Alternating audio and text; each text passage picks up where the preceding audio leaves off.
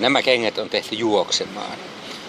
Perjantai-aamu, viimeinen kokonainen lomapäivä ja edessä on hieman pilvinen ranta.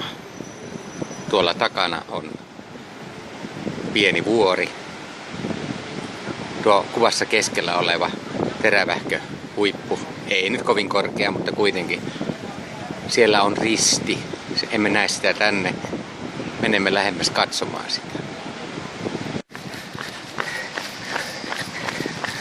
Tämä on fiilistä rantaa, sateella liukasta.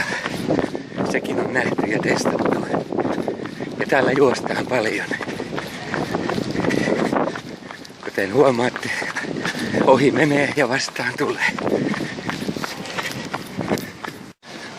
Lämpötila ei ole tänään kovin korkea, vain 18 astetta. Nyt olen edennyt hieman matkaa.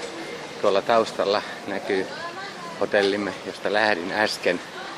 Olen juossut tätä rantakiveystä tänne ja jatkan vielä tästä eteenpäin tuonne. Ranta on muuttunut hieman erityyppiseksi. Katukuppilat ovat jääneet täällä jyrkkäreunaista. Täällä on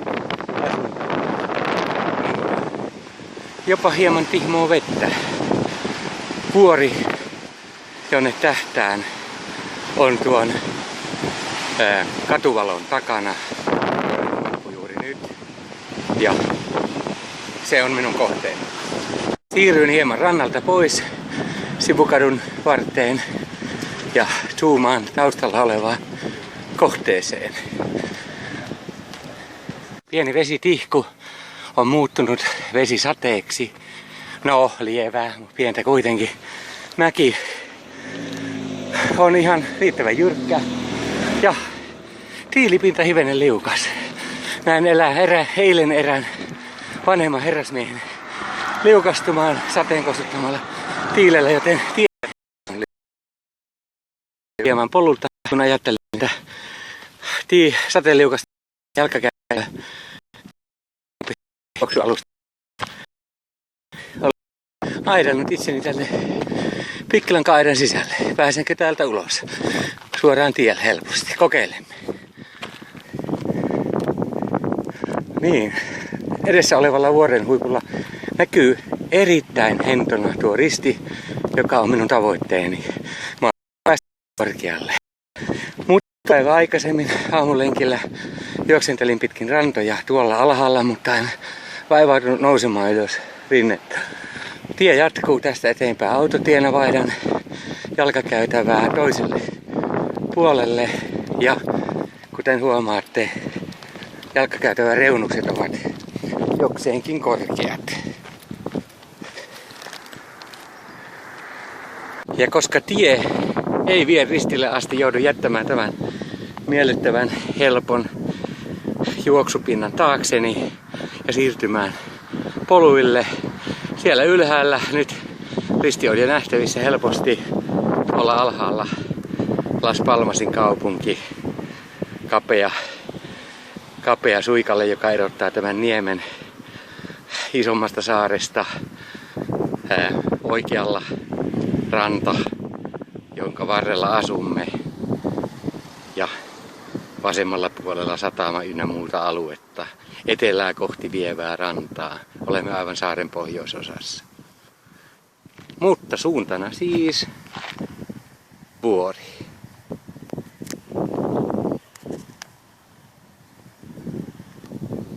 Vielä kuitenkin ennen kuin jatkan, katse myös toiseen suuntaan, eli mihin tie vie. Kylä täällä ylhäällä vuoren lähettyvillä toisen vuoren kupeessa. Mutta kuten sanottu, suunta ylös.